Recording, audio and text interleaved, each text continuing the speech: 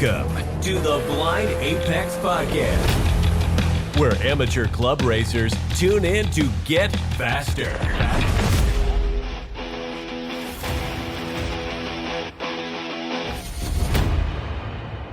Hello, listeners. I'm your host, Con John Turk. If you like what you hear on the podcast, share the episode and give it a review. Today, we're talking about a semi-taboo topic, but it really fuels your race program, and that's your race budget. Joining me today is the cheapest man in motorsports.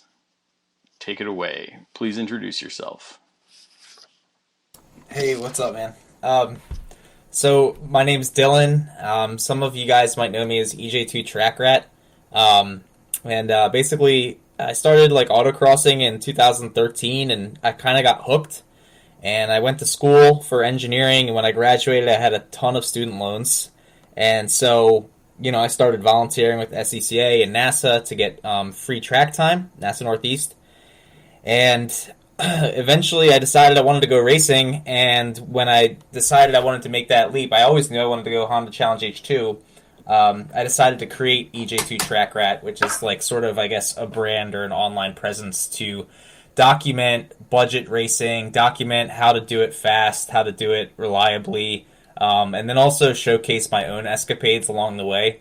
And my idea was I could help some people and then maybe gain some alliances or partnerships with companies or other people or through crowdfunding to sort of help bolster my own program financially, and then, in whatever way. So that's who I am.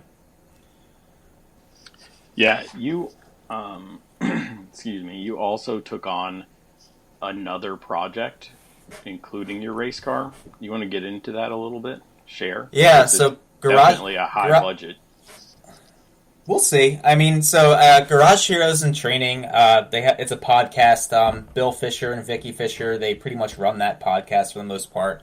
And Bill reached out to me and he's like, "Hey, I have this EG hatch that you can use for parts as long as it helps a racer. It's just sitting on my lot." And he sends me pictures, and it was not an EG hatch. And I was like, "Bill, you own one of these. How do you not know what this is?" And he's like, "I don't know." And I was like, "Okay." So I was like, "Well, it's free?" He's like, "Yeah." I was like, "Oh, okay." So I drove up to PA with my Jeep and my girlfriend and my empty tow dolly, and I got there and found this EK Civic hatch. It's a dark amethyst pearl, so it's like a relatively rare color, I guess. And it was automatic, totally like covered in water and moldy and stuff, but like actually not that rusty, like a pretty solid looking body. And so my idea was, okay, well, I'm either going to give this to someone or who needs it, right? Like someone who has an issue where they need to cut a quarter panel out of a car or something, or I'm going to build it into a volunteer car for the NASA Northeast volunteers. So, the idea being basically try to build like a budget Civic for these guys and girls to just kind of romp on, because, that's how some of the racers that I know actually got into Honda Challenge up here. Like, they were volunteering, and people are like, well, Hondas are just like, they suck, they have fart cans, they're slow, they're front-wheel drive. And one of the H2 racers, Tony, he let a couple people drive his car, and they were like, whoa, like, this is sick. Like, these cars are actually really cool. And I did the same thing, and some people just started racing because of that experience. So, I was like, volunteering was so fun for me when I was a volunteer. We kind of just partied all the time and practiced our driving craft together, and it was like kind of like a brotherhood, and I kind of wanted to give those guys like an opportunity to just have more fun than they already do have by bringing them a car. So I started stripping it.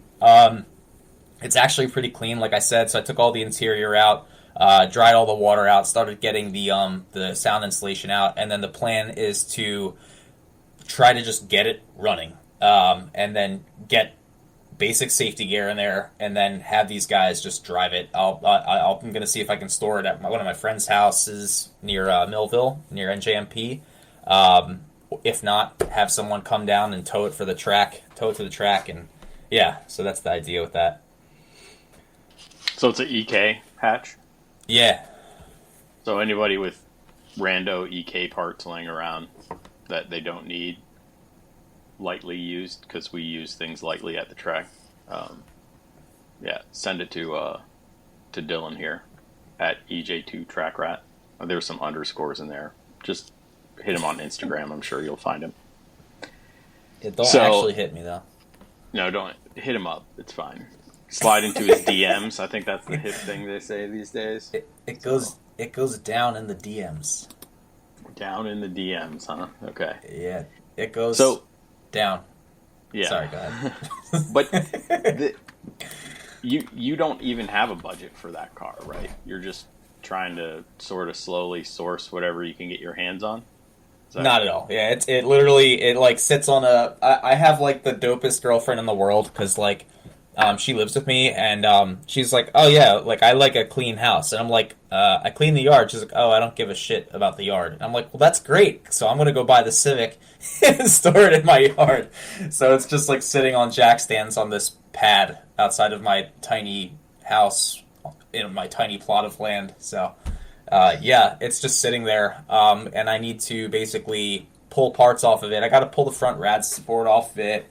I got to pull the motor and trans out. So I'm not at the point where I need to just, like, buy things for it yet. You know, it's more at the point just kind of cleaning up what I have on it and taking things that I don't need off of it. So, all right, sounds good. Yeah. So, since you don't have a budget for that, I'm assuming you have some sort of budget for your racing program, right? You can't just race for free. So how do you go about funding that? No. Well, I mean, I guess I don't know how they would pull that off. They're pro racers, I guess, but you got to burn a lot of money before you get one of those rides. So I'm going to keep it simple. I mean, I fund my budget the way most people do with my job. So, you know, I work as a business analyst for a utility up here in New Jersey. And what I do is I try to minimize the impact to any responsible cash flows that I have as much as possible. So maintaining my debt in good standing, not taking on too much debt because I got screwed coming out of college. Making sure that I still am investing in like a retirement plan and things like that. But also, you know, I do know that I can take some of my salary, whatever's left over from all that, basically, and then I put it into my racing. And then from there, depending on how much I need to do, whether it be reliability upgrades, or whether it be going to championships, or whether it be performance upgrades or safety stuff, you know, then I start going into the dark side. Which is like secondhand sales, partnerships with other companies, crowdfunding. So like the secondhand sales is probably the next most profitable, or not profitable, but the next most, favorable in terms of cash flow. And basically it's like, you know, if I go and buy a motor for a car, typically what I'm doing is I'm buying an entire shell, and I'm taking it apart, and I'm, you know, anything I don't need off that car that's worth money, I don't care if it looks good, I don't care if it's rare, I don't care if it's JDM, it's going up for sale either on eBay or on Marketplace. And that's, you know, if someone has stuff that they don't want sitting in their garage, I will ask them. I'll be like, do you want this? And they'll be like, no. And I'll be like, okay, I'm going to sell this for money. And they'll be like, okay, I don't care most of the time. Please get it out of my garage. Yeah, so I mean, for a long time I did that, especially when I was in H4, and in 2018 was a very rough financial situation, familial situation. I was having a bad time outside of racing. So 2018 was like, I was like, yo, like I washed houses with Ken's house wash. You know, I was asking for help from my friend Alex Herman to build my race car in his garage, and if people were like, yeah, I'm throwing this out, I'd be like, yo, can I sell that? They'd be like, yeah. And so for a while that really helped me out. Less so now. I'm doing a lot better financially and life-wise, which is dope. But Yeah, so the secondhand sales were probably the second part that funds my budget. Do you have any questions before I talk about like the other stuff? Yeah, are you so when you talk about budgeting and stuff, you're really talking about a month to month type thing, like pay comes in, you pay all your bills, you got money left over, you go racing, right? Yes. Yep. 100%. I do, and it depends on the year. It depends on, like I said, what I'm trying to do, what my goals are. I mean, it's all dictated by the goals, right? So, like in 2020, for example, my goal was to have fun and to take a break from racing and just drive the car. And then in 2019, the goal was to go to championships. So it's a totally different goal, totally different level of grind and workload, and I just let the goal guide me. And from there, if the monthly cash flow is in the negative, I say, okay, well, I can't be irresponsible, so let me figure out ways to make it in the positive, you know? Yeah, yeah. I 2019 champs. So I know exactly where I was for that. I was not with you guys at the track. I was building. No, I was fixing my car because it was my rookie year. That poor car. Yeah. Yeah. So watching that race and knowing what I know, if you had the budget of Kreider, I think you would have been first. Maybe. I don't know. I have a lot of respect for what, Kreider does or what people who are winners do regardless of their budget because, like I said, at the end of the day, you have to let the goal guide you and where you want to be. And his goal was to be national champion multiple times over. He had more experience. He had just a more well-groomed program than I did.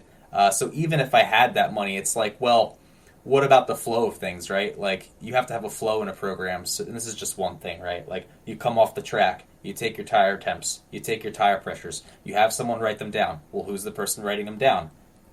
That's the person writing them down. Okay, well, now when we get back to the paddock, what are we checking for? Do we jack it up and check the suspension? Are we checking the motor?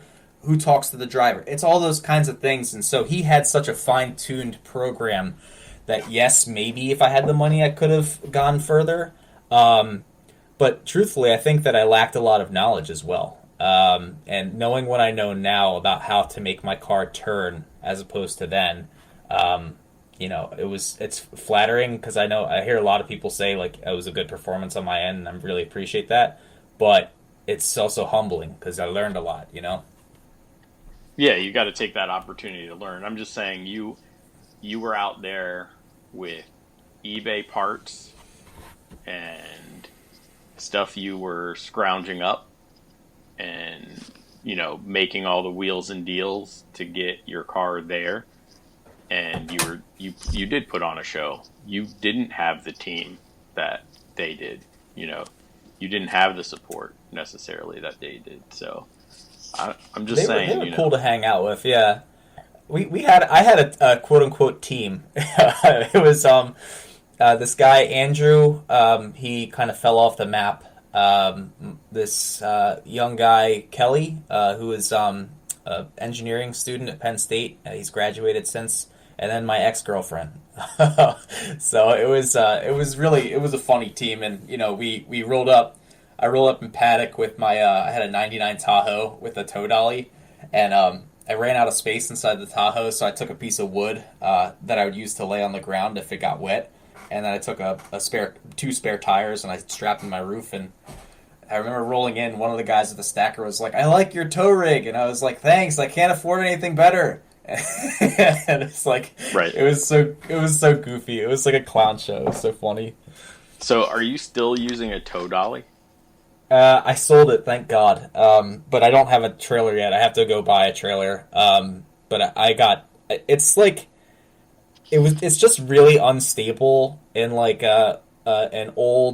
any old tow vehicle with like blown shocks or bad end links or old springs or bad bushings, and you combine that with the tow dolly. With the trailer, you have sort of like one pivot point, with the tow dolly you have two now, because you have the pivot point at the ball for the ball for the hitch of the trailer, and then you have a pivot point at the steering wheel for the car that's on the dolly. And it's just, and then it rains, and then you have a super hot, stiff sprung race car behind you, and the car's drifting on exit ramps. So I got rid of it, but I was towing with a tow dolly for 4 years. So Yeah, I immediately got a sweet deal from another NASA volunteer, because I would also volunteer down here in Mid-Atlantic on my trailer. It barely fits my car, and that's okay. It works. I'll make it work. She's been dead nuts reliable. We towed all the way to Louisiana and back with it. So what size just is take it? care of it. It's like 14 foot with a 2-foot dovetail. Holy crap, that is small. Yep. I spent money on special Mac straps, like the super tight quarters strap set, to make sure that the car could get home, and I'm glad I did. Wow. And so if you were to buy that from a store, would it be advertised as a 14-footer? Probably.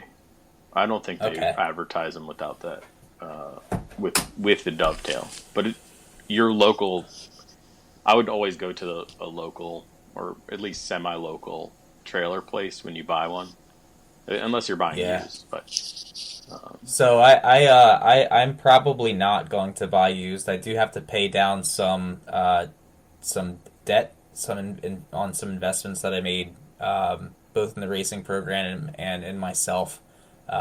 And then once I get a little more comfortable there, which will happen within the next month or so, I'm looking to potentially finance an Econo trailer, like a brand new one from PA, which would be like, I think like $3,500 or $4,000 for like a 18-footer. Right. Yeah. That's not bad. That'll work out. No. Yeah, it's you have to balance the time versus the money thing, Oh, you're going to be working on some old, crappy, broken trailer. Like, I've seen it, and I don't want to be there. So mechanically, mine's fine. But this winter, I've budgeted to overhaul all the wiring. Mm-hmm. And to add a winch. So the winch will be nice. Yeah, it will be. But you mentioned Nats. Are you going this year? Is that one of your goals? Yeah. So so this is I've already been selling a bunch of car parts and just cutting back on costs aggressively and trying to get work done right out the gate on the car to prepare myself for Nats. I think I have a better program this year, and I think the dolly would have inhibited my program this year.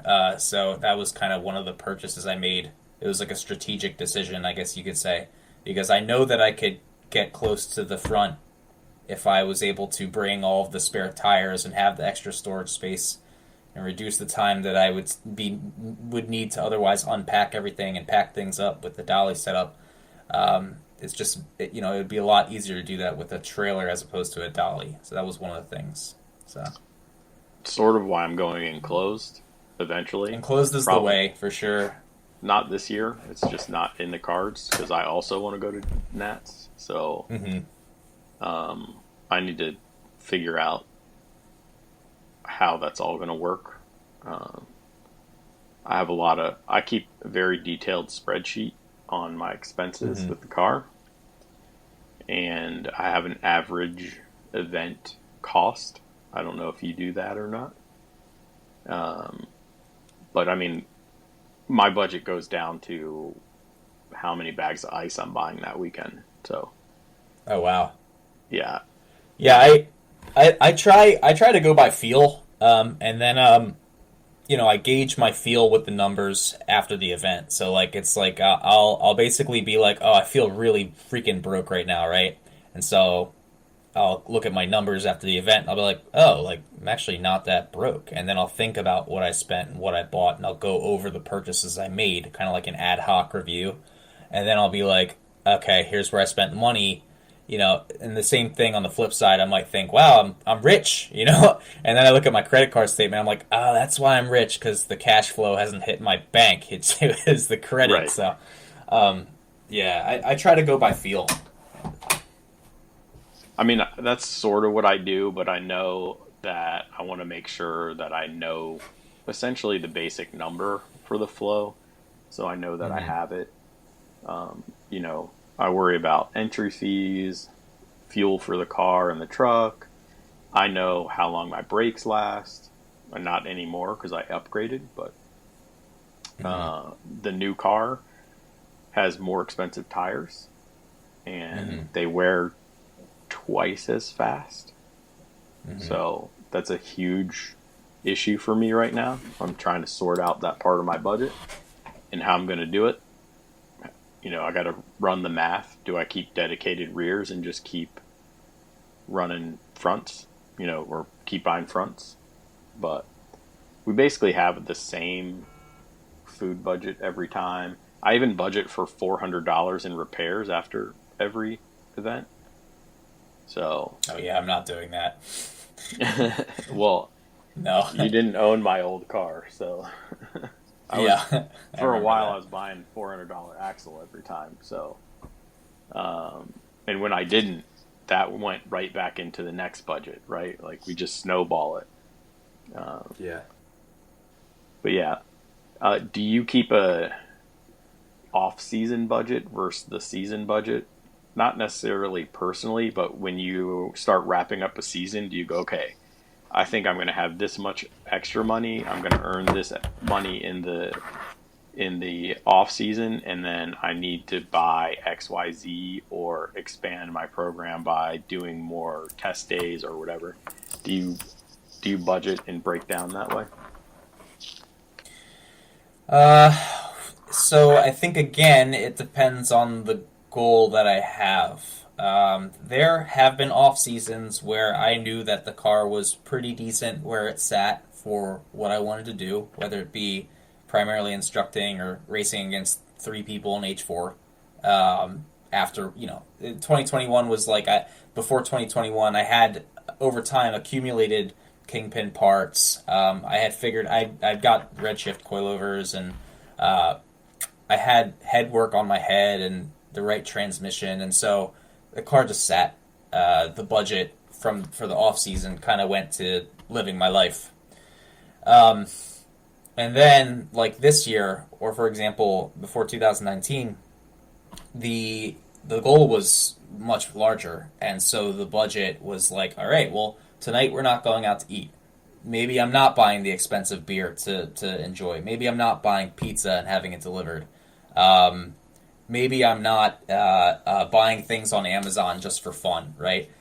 Maybe I'm buying the buying in bulk or buying a non-name brand, and all those little things in your regular life sort of add up and would go back into the racing program in the off season. And then again, anytime that cash flow was negative and I saw my bank account going down, I'm like, all right, I have to make up for this somehow. Which is then when I started grinding on selling parts, or I would, work on partnerships, or I would work on crowdfunding. So like before this year, I knew H2 would be a huge pain in the ass. And it was a huge pain in the ass converting my H4 car to an H2 car. And so I partnered with AEM, and that helped me a lot because they helped me with an ECU, they helped me with data acquisition, they helped me with like timing gears and things like that. And so that took a ton of burden off of my budget. And then crowdfunding as well. So like I have these I hate EJ2 track rat stickers. And the idea was like, I will, like I said to my followers on Instagram, like, you can donate to my program and I will give you a sticker. You choose the amount you want to donate. And if you don't have money or don't want to donate, literally you can just tell me, F you, I don't want to donate, but I want your sticker. I will send you the sticker anyway. And I got some money from that. How did I miss that? I don't know. I'm actually really surprised you missed that. Yeah. I thought you may have seen it and just didn't want to grab a sticker. I think what it might be is the Instagram algorithm is such garbage because like I don't see any of my friends' stuff on Instagram. Yeah. No, I see random people's reels and every advertiser out there. That's what I see on Instagram. And Brandy. Well, yeah, but I think she has like 50,000 followers, 60,000 followers. She has 100,000 plus. We were joking about that at the track. Lord. Like I was talking to Mark Diaz and we were talking to Brandy and if you guys don't know who Brandy is, it's B Brandy Lee on Instagram, and she drives a yellow Type R in H2, and we were talking about. I was like, That yeah, she man, I should don't see K-swap. anything. She's going to. Good. So yeah, I have data where my engine went like 10,100 something RPM, still smoking horsepower coming out of it. So you can zing it.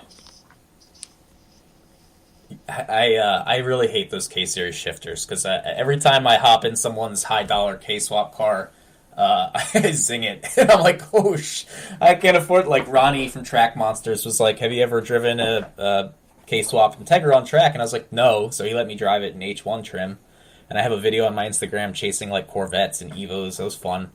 And then I drove my other friend Chris's K swap Integra at Pocono. And both times I like zinged the motor, and at both times I told them, I was like, I think I broke your motor, and they're like, no, it's fine. I'm like, oh, okay, cool. So Yeah, if there's not a porthole in the block, it's fine. It's weird.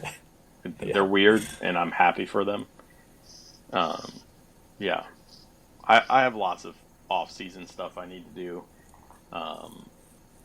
I can't trust people and their data. And so I thought I was going to go a little faster than I was on the top end. So I got the wrong final drive. So I'm on my third final drive, second, third. yeah, whatever. that's something that I kind of like wanted to talk about because you said, when you sent me like an outline for this podcast, and you said tips to share, and like you said people showed you data of what you should be doing, and like my one tip was follow the fast guy / girl until it doesn't work. So like people will send you data and you'll be like, all right, I'm doing this, I'm copying this person, and you copy and copy and copy, and eventually you realize I'm not getting anywhere, and then you have to figure out what you're doing by doing your own research, Yeah, but 8th gen race car drivers don't share. They I just believe don't. that because they're all SCCA, STL guys. Yes. And they most of somehow, through some teeny little restrictor plate like 40 mil, still put down 230 horsepower. So, yeah. So, in your budget, what do you prioritize, generally speaking? I know it changes year to year because you said you have goals, right? The goals are your drivers for your program. This budget fuels your program. But what do you really prioritize generally? Well, I'm gonna, probably piss some people off, and I like spicy. say something that people will not agree with, but I really don't prioritize safety stuff. I know it's horrible to say, but like, if I'm gonna have to choose between $150 Alpine Star shoes and $50 race quips, I'm going with the race quips. If I have to choose between a $500 Stilo and a $150 HJC, I'm going with the HJC. My gloves are fancy. My suit's sort of fancy, but I got a good deal on it. But yeah, I mean, I don't spend a ton of money on safety stuff. The biggest thing for me is like consumables, reliability, and performance. And so, they all have different mindsets. So the way that your question was, how do you budget? What line items do you budget for, right? No, it was really what do you prioritize in your Got budget? you. So when you save that money? They're all three different budgets: consumables, reliability, and performance for me. How I prioritize depends on which budget it is, and what time it is. So if I don't have tires, and I know I don't have tires at the end of a weekend, I'm going to say I'm going to need to buy tires if I don't have Toyo bucks. Consumables goes up a little bit. Reliability might fall back a little bit. On the other hand, if I say I got good set of tires. I got some Toyo bucks saved up. Car's been reliable. Performance now goes to the top. Okay, so there's like 3 things essentially that kind of move around, and safety just kind of floats out there until someone yells at me. And so Your basically, stuff's expired. Buy new stuff. That's Yeah, a pretty whole much. nother podcast. I'm over It's all the nickel and diming, I feel like, happens. My car only sees sunlight It's- at the it's- track, but my window net is only Yeah. good for 2 years. Come on, man. Yeah, it's. I agree. It's a money grab, and that's for some of the stuff. But so so there's 3 things, right? And they kind of shift up and down: consumables, reliability, performance. Within those different categories, I have different strategies or mindsets. Consumables, I assess at the end of an event, right? So I'll look at my car, and I usually put my car up on jack stands after an event. I sample the oil. I look at the pads. I look at the tires. I look at the bushings and all that stuff. Look for Wait, anything hold that's on. broken. Do you do a black, whatever the black sample thing, and send it in after every event? Not every event, but I try to do it as much as I can. I did 4 this year for the GSR because the B Series motors were expensive. They're coming back down, but they're still pretty expensive. They're still pretty expensive. I'm glad I sold mine. When They I are. Yeah, they are. But I don't know. K-Swap is not for this year. It will happen. It's not for this year. It's a lot Stay of tuned. development. I got a podcast on the basics, bro. There we go. I'm going to need that. So, but yeah, so for consumables, the way I budget for that is essentially just a shakedown of the car in my garage after each event. And then I go from there, prioritize from there. If the consumable is very expensive, let's say it's tires, and I don't have any tire bucks. Well, Toyo bucks, then it's taking out of performance at that point. And then the reliability is another thing. So typically the way I go with reliability is how did the weekend go? So I might look at data. I might look back at my notebook because I bring a notebook to the track, and I might say, were there any hiccups? Where were the hiccups? Why did they come about? And then I know, okay, I need to bring reliability up, and then I'll figure out what I need from there. Generally, my car is relatively reliable, knock on wood, so I don't have many issues there. And then the last one's performance. This one is the most interesting, I think, most people would find, or like the one that is the most interesting to me at least. The way I approach budgeting for performance mods is I look at all of the mods that I'd love to have on my car, and I make a mental list of what is the best time improvement per dollar spent. So like, for example, I was driving my car against Ronnie in H2 this year, and his braking was just phenomenal. It was like out of this world. So I was like, okay, the car needs to brake. I knew that the car needed better shocks. I knew that the car needed a Type R. I knew the car needed better gearing. But I said, I'm going to focus just on braking because I think braking will give me the most confidence, and it will give me the best improvement in corner entry speeds. And that's what I wanted to go for. So that was my first priority. And then when you fix a thing with your performance, you go and you assess the rest of the things. So eventually it gets to the point where you start getting to that sort of like tippy top of the field, and it's like there really isn't a lot to improve here. And that's kind of when you start spending money. It's like, you know what I'm talking about. You get to the point where like the shocks are good, but they're not good enough, Yeah, like all that stuff turns into big money. Yeah, but that's how I budget, and that's how I built the car. When it was in H4, it was like Ken was doing fairly well with his business, and his life was going pretty smooth, and he was able to make some good purchases, and he had a solid car, and he was fast. And I just basically did what I could as I could afford it, and like for example, I had conies on the car with full hard race rubber bushings on the car, and Brian Casella was like, you need sphericals. And I was like, that's a lot of money. And he said, just do the front lower compliance and the rear trailing arms first. And I was like, oh, that's a good idea. So I did the front compliance for Watkins Glen. Didn't change anything else, and the car was a lot better. With that approach, that incremental approach, you start to gain an appreciation for every little part of the car. It's no longer just, I threw parts at the car, it's fast. It's no, I can't take that off. Don't take that away from me because that gets me better braking stability. Or don't take that off. Don't take it away from me because it dampens the car in corners, right? Or you gain an appreciation for every single thing you do with that approach to the performance mod budget.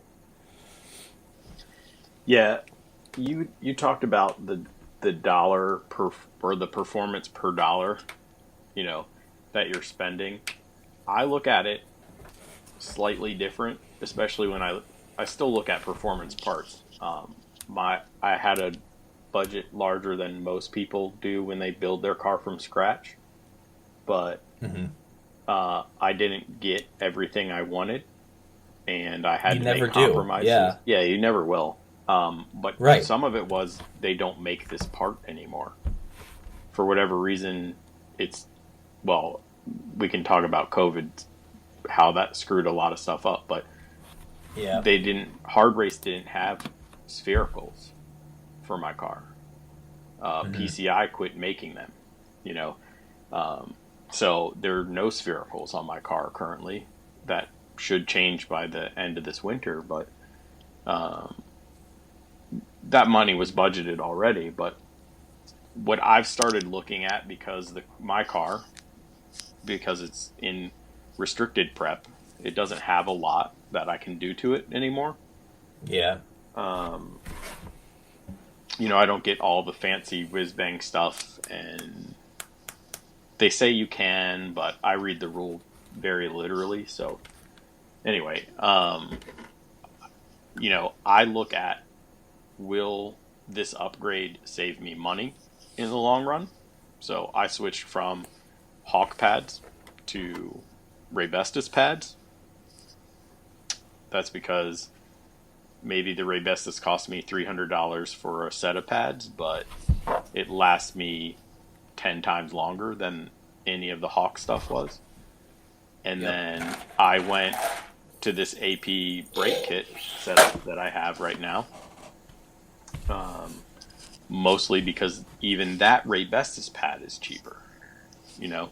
And so it was a cheaper pad. I could buy off-the-shelf rotors. Now, do I have off-the-shelf rotors? Absolutely not. I wanted two-piece, so I bought two-piece. But in a pinch, I can go down to the store and buy off-the-shelf rotors. It'll work, right? So I look at performance per dollar, but I also look at how is it actually going to affect my long-term budget, and then also what kind of reliability am I going to get out of it. So they magically put in this rule that you can have aftermarket gears, right? As long as it's the same ratio. Well, I went with hardened gears because K-Series like to blow up transmissions. Yeah. You know, that extra $50 a gear or whatever it was difference was important because I don't want to blow up the gear, you know. But Yeah, there's definitely moments where, you know, it's not just like what's the fastest part, because a lot of times the fastest part isn't exactly the most reliable, doesn't increase reliability, and there's also a lot of times, like you said, where it would be nice to save some money on the initial investment, but you kind of spend once and cry once instead of spending, you know, a couple times and crying a couple times. And that would be like a good example. Like, I'm going to get a nice brake kit, and I'm going to get the brake kit that I want because now I don't need to buy another brake kit ever again. And I've been there. I think the things that have been on the car like that have been sort of few and far between from a reliability perspective. It's more so like, I don't know, like now I don't have to think about it when I'm driving. Like it sounds kind of like a cop out, but it's like, all right, I know that it's not the car, it's me in certain instances, you know. But yeah,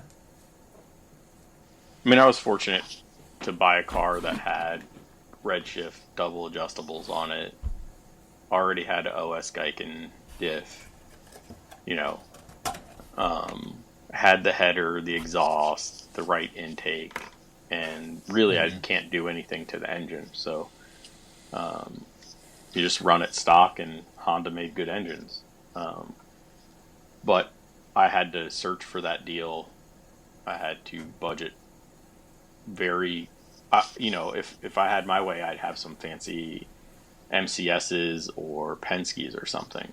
But these will have to do for a very long time because I don't know if that 2/10.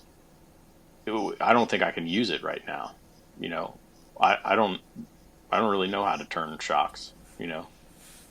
Which is exactly why my approach has worked so well for me. I bring a notepad to the track, and I write down what the car is doing right and what it's not doing right, and what I'm doing wrong and what I'm doing right. And I review it after the event, and I'll say, what was the biggest thing that I could change for this car? And like you said, shocks might be way down the list. Like, it's like, yeah, I could put some Penske's on this car and make it hook, but do I have the sphericals? Do I have the right diff? All those little things, So. Yeah.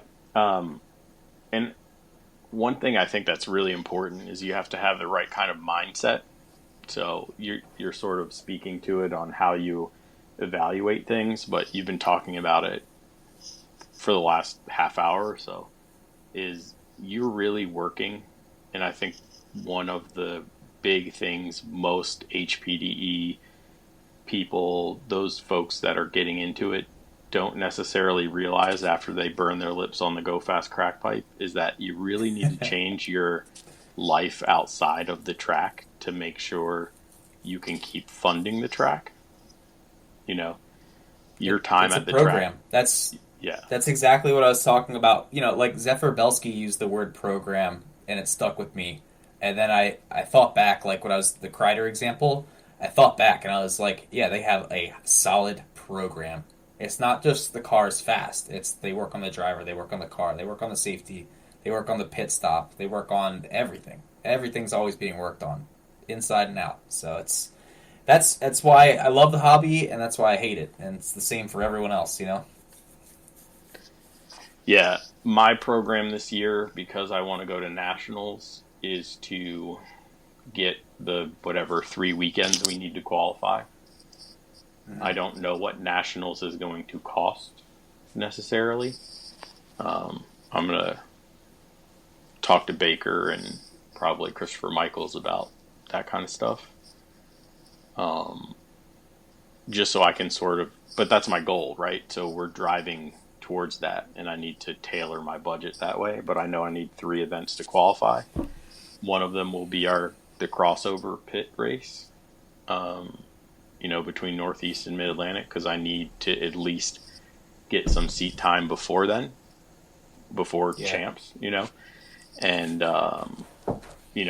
if I have anything left over, I'll probably go drive up there and pay tolls, which burns my britches to pay tolls, but pay tolls and go do some track days up there, I don't have any exposure to it, so, everybody's going to prioritize themselves for what they want to do. So it'll be pretty interesting, I think, this year. I think it's cool. Go ahead.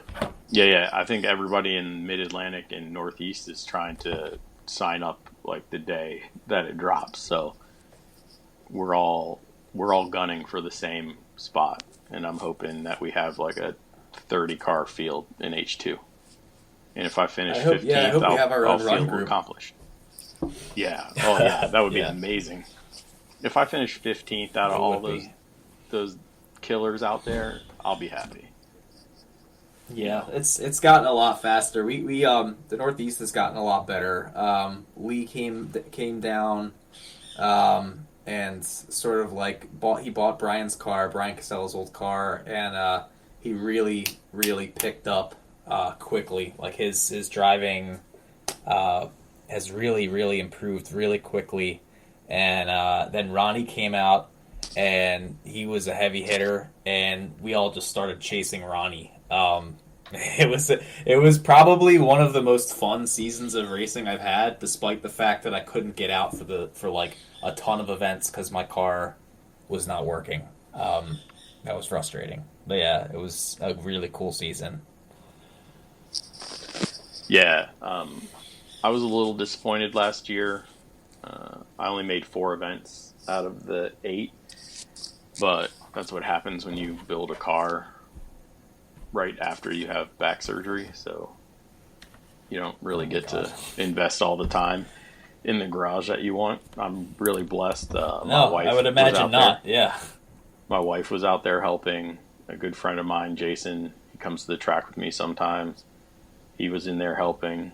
I was literally standing watching for some time because I couldn't stand to be in the house while work was getting done, but I actually couldn't crawl into a cage car to do it. So Yeah.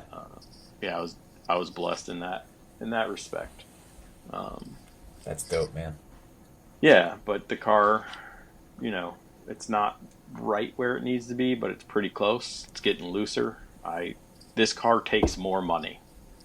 So anybody who's planning in the future and they're like, okay, I'm going to sell my golden era Honda and I'm going to get into an 8th gen, a 9th gen, a 10th gen, let me tell you that every single part costs more money. Why is that? I don't know exactly, but I will tell you. Well, first off, they don't make splitter brackets for this car. You have to make other splitter brackets work, essentially, if you want a quick disconnect, which I do. Okay. They don't necessarily make all the sphericals for this car. So that'll be a challenge in the long run, right? They don't. There's a lot of little work that you need to do to the car. So I don't have a fancy shifter. I have a stock shifter with non-rubber bushings on my stock cables. Okay. So I don't have the bling, aluminum, gold, billet, whatever. I don't have that stuff. I don't think I need it.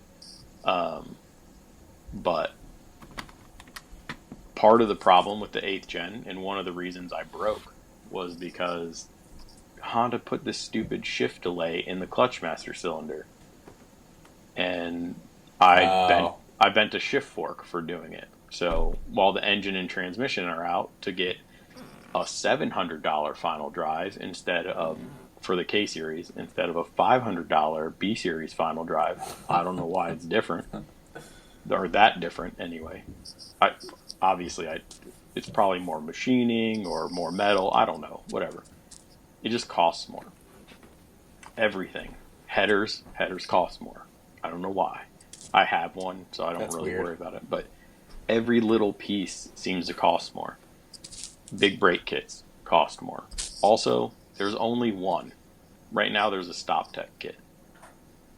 And the AP kit that I'm running is in prototype stage. So, and it should be cheaper. But you don't have a lot of choices. Sway bars. I had to go buy the ASR hollow bar, right? Well, that was another $700. It feels like everything's $700 with this car, where the old car everything was like $400 or $500. So that's what I like about the old cars, though.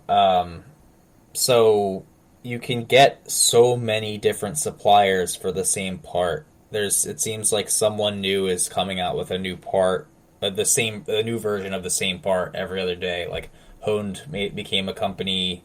The Max Peating Rod Go Speed Racing stuff was relatively recent. And now PLM is getting bigger. And you can just get so much stuff. If only it weren't for Honda being incredibly stupid and not selling crate engine B series motors to drag racers and road racers, and not manufacturing like knuckles and control arms. The Golden Era Honda, I would never even consider selling it. Why would I? It's the suspension geometry is right for the most part. The parts are relatively cheap. It's light, so yeah. Yeah, it's just going to be different. So if anybody's looking to do 8th gen stuff or newer, hit me up, because I'll even share my budget. You won't like it, but I'll share my budget that I did on the build.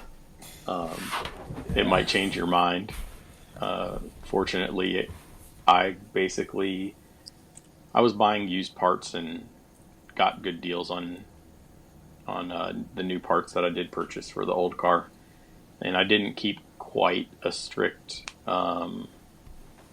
budget on that car just because it was willy-nilly.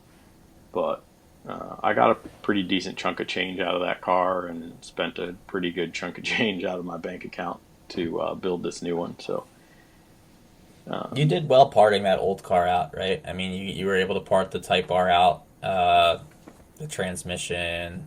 the vultures stuff, were out. I think. As soon as I posted that the car's getting parted out, man, I was getting text messages, DMs, like Facebook Messenger was going off. It was crazy. It was absolutely nuts. Like the vultures were out there picking me apart. It's funny because like you were selling your Type R for $4,000 or something. I was like, I just can't afford that, and then I ended up buying a Type R anyway. Like, not after that, but like this year, I was like, it was kind of one of those prioritizing your costs things and looking at your. So you're on a mods, Type R I was like, next year. You're not going to be on the GSR. I'm gonna play with both. I live an hour away from New Jersey Motorsports Park. Okay. So I do a lot of testing there. So I'm probably just going to pick up some instructing events with other organizations and run the car in different trims to see what I like, look at the data and see what makes sense, do some math. But yeah, I mean, the car still has the GSR in it. I do have to drop the trans and put some new gears in it. Some hood rat in Northeast Philly sold me a B16 transmission, so I'm gonna open that and take the gears out and use them. I gotta change the final drive. So did you count the gears? Yeah, it's a B16. Yeah. All right. Yeah, I got it. It was funny. It was cold as hell, and we met up with this guy at a Dunkin', and he's with his mom in this Ford, like 1990s Ford Taurus wagon, and he's like, "Yeah, I was gonna put it in my EF, but I need the money," and I was like, "All right," and like so I'm standing there and I'm saying, I'll go through the trans. I'll pay you $400 if I go through the trans. And then I'm standing there and I look at him. I look at the trans and it's like really cold out. I'm like, dog, I'll just give you $350 if I can just take this trans. I'm not opening this thing up. He's like, okay. So I ended up getting it for $350. But yeah. I don't see any of those deals. I couldn't tell you the last time I paid $350 for a transmission. It's probably LS transmission.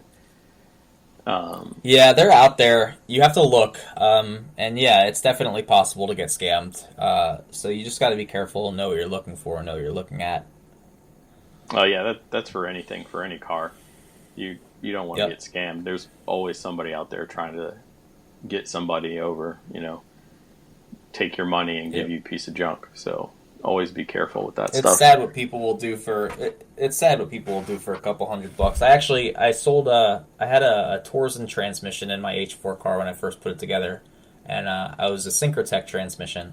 I got it for cheap from a drag guy in South Jersey, and I went to go sell it, and the guy who bought it from me messaged me back at night, and he's like, "You sold me a dud, blah blah," and I'm like, "Whoa, chill. What do you mean a dud?" He sends me a picture, and the final drive had a chipped tooth. It had chipped off. And I was like, bro, I had literally zero idea the car was running fine for an entire season. I was like, just bring me the trans back. I'll meet up with you, and I'll give you your money back, I'm not going to scam you, Yeah, I had a guy, I sold some of the wheels off the old car, and he sent me a picture, and I missed it. I cleaned all the wheels, but I missed this crack, and they weren't easy to get a hold of, but, and I sold them pretty cheap, but I said, here, this is how much it's going to cost for you to get a new wheel, that exact wheel from Tire Rack. Here, take it, I'm going to PayPal it to you. You can go spend it on Tire Rack right now, Or if it's cheaper to get it repaired and you feel comfortable with it, get it repaired. I don't have time to play games with people. If I was in the wrong, no. I'll do the right thing. I'm not worried about it. One thing you did mention though is you're going to go do testing, and I don't think a lot of people budget for that. Maybe they opportunistically go do it, especially if you have that instructor certification. I don't. There was no benefit for me to get it with NASA because when I was coming through, we couldn't race and be instructors at the same time. Some guys ruined it for us. You know, they weren't showing up for their students. They were too busy working on their race cars. So I never went down that route. But I think even if you do it with another organization and you can get some free testing or cheap testing, I think that's really important to help save you money in your budget, you know, because fees just keep going up. They do, and I mean, on that note, like, I knew that I wanted to get an instructor license because I knew it would help me with my racing program. I also knew that I wanted to instruct because I like helping people. That's also why I created the EJ2 Track Rat thing, and I like watching people learn. I like explaining things to people with different perspectives so that they can grasp something they may not otherwise have grasped with another instructor. And so the people that I do instruct with NASA Northeast and with other organizations, they tend to be grateful for my instruction and they tend to have positive feedback. But you have to realize if you are using instruction to save money on your racing program, that you do put the customer first. Essentially, they're the customer and you're servicing them. They're your client.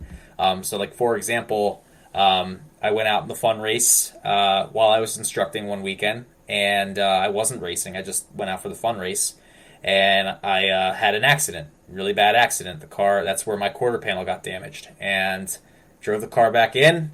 Next session was HPD E1, and my student's like, "You ready to go?" And I'm like, "Yeah." So I was safe to go. I wasn't shaken up or anything. I was just kind of sad. But like, I was like, all right, like, we're driving, and I'm like, yeah, turn here, brake, you know, but, like, in my mind, I'm like, wow, I just wrecked my car, you know, it was like, so you have to be ready for that, you know? Yeah, you're definitely, even as a racer, you're still representing your class, your organization. It's doubly so, I think, as an instructor, because you have that one-on-one interaction with a potential so driver. Important. Yeah, it's very important. So important. Yeah. So we're almost to an hour talking about budgets, which I didn't think could ever happen, but you know, it's what people don't like talking about. But you and I can talk about budgets. We're cheap and nerdy about that. I mean, they say that everybody calls me rich because I built the new car, but it was being cheap, extremely cheap, and being so rigid in my budget that I had that spare cash to do what I did. So, yeah, it's funny. So if you had talked to me, a couple things stuck in my head. So I've always been extremely eager to call people out on how much money they spend when I was younger, right? And a couple conversations stuck in my head, actually from Mid-Atlantic guys.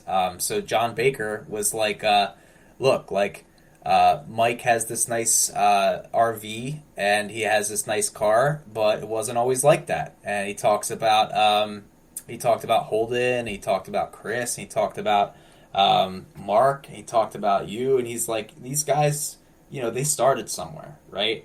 And so racing is an expensive sport, and at some point, if you're going to try and go fast, you are spending money, right? Like, as EJ2 Track Rat, I'm not going to sit here and tell you racing is cheap. That's stupid, and it's a lie. Eventually, after you outgrow the very early stages of your budget racing program, you are going to be spending money, you know? So, it's just a matter of how bad do you want it. Yeah, and not everyone has the same salary. Not everyone has the same expendable income, but everyone's got a budget to a certain point, and this is not the Kardashians. The only keeping up you need to do is on the track. So if I don't need to spend a ton of money this year, mostly because the car's pretty much built to the rules. There's little things, and they're already in the works, and they're basically paid for. But really, I need to concentrate on myself. So this year, one of my goals is Nats, but in addition to that is to work on me as the driver, right? So that's more test days, more as many events as I can get in before nationals, and then I may parachute the rest of the year and just set it sail, and come home from Pittsburgh in September and mothball the car, That's not a bad idea.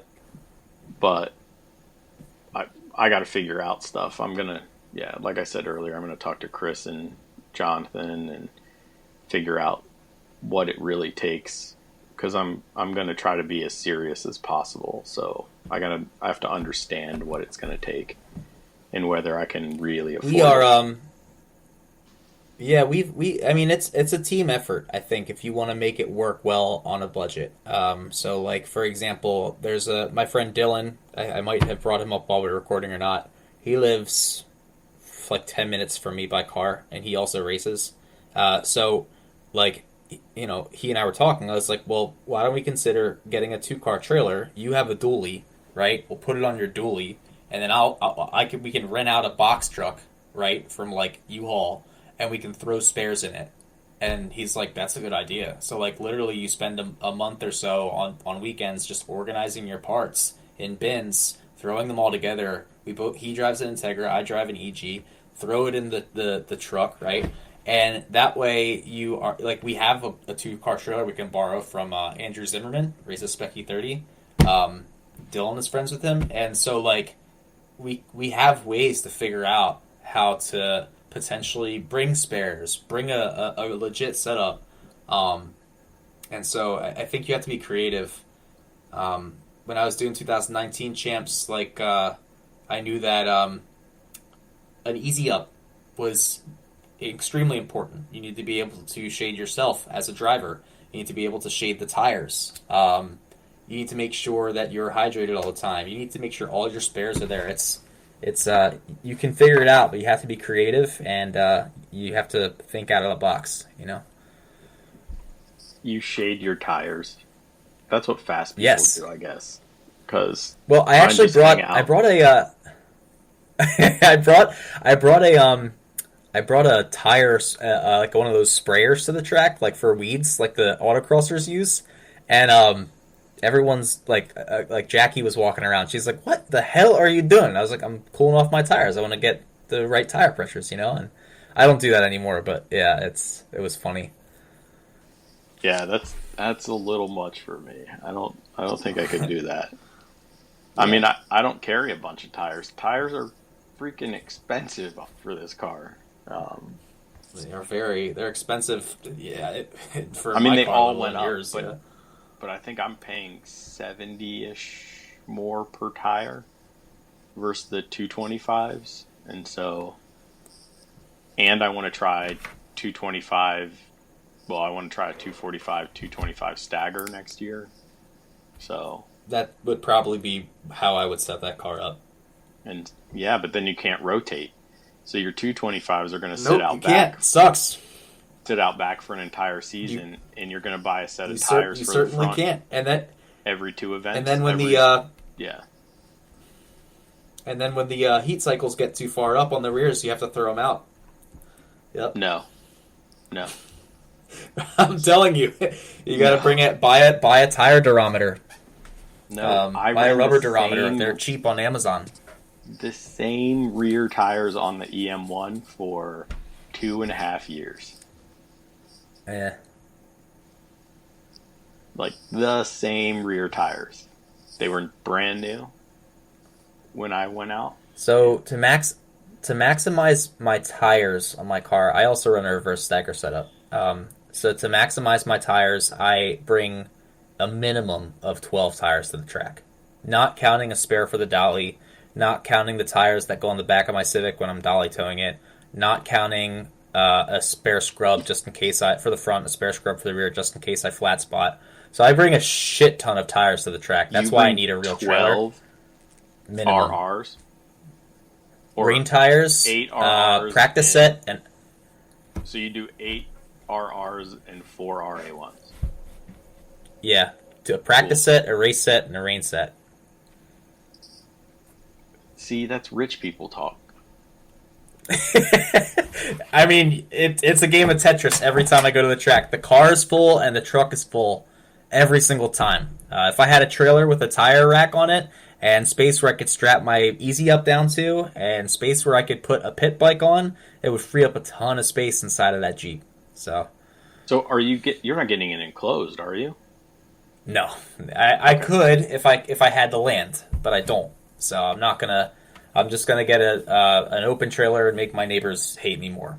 So You move out to the country where you can't see your neighbors and they can't hate you for it. I would love that. Trust me, I really would. I just have to dodge my wife. Yeah, I mean, so again, somebody offered up a cheap 8th gen Civic Si. It was crashed, but it had engine and transmission, and it was a front and rear, but it wasn't bad enough to bend up the arms and stuff. And I really wanted to buy it, but I knew my wife was going to be like, "What are you doing? Why would you do that? Why is there another Civic on jack stands in the yard?" So, I don't have to worry about the neighbors when my wife will pull in and be like, "What the hell is this?" So. Oh, it's my favorite. I love it. And I need to clear out my garage anyway, so hopefully I can find you some stuff for that EK and then That'd be dope. take a bunch of stuff to the dump. Maybe sell some stuff. So you need to give me those tricks for eBay. I got you. Yeah, there's I actually have a video on YouTube on which Honda parts to cheap out on. And yeah, there's some eBay stuff in there for sure. Okay, I'll have to go back. Yeah, for that, I don't know how I missed it. I subscribed to all, so.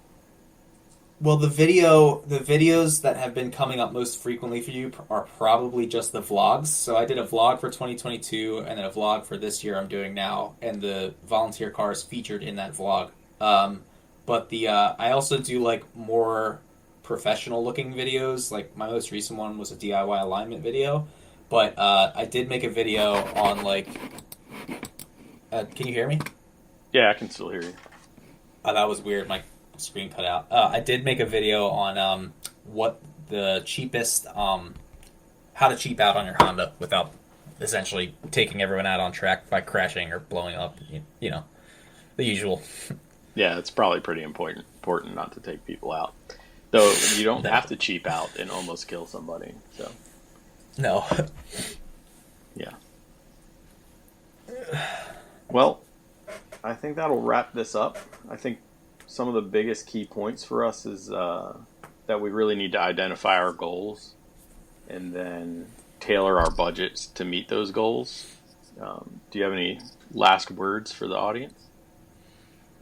Yeah, I guess it's just cash in, cash out, and set your goals. If your cash in is less than your cash out, then you know that you're not doing well. And so it's a matter of how do I have the drive to, and do I want to implement the things that my drive is dictating me to do in order to achieve the goals that I want to get to. Yeah, that's not sustainable for very long. So you really have to there are years where you'll have to dial it back. Yeah, there are years where you have to really say, I'm sitting this out. It is not sustainable to be a hardcore budget racer. It is hard.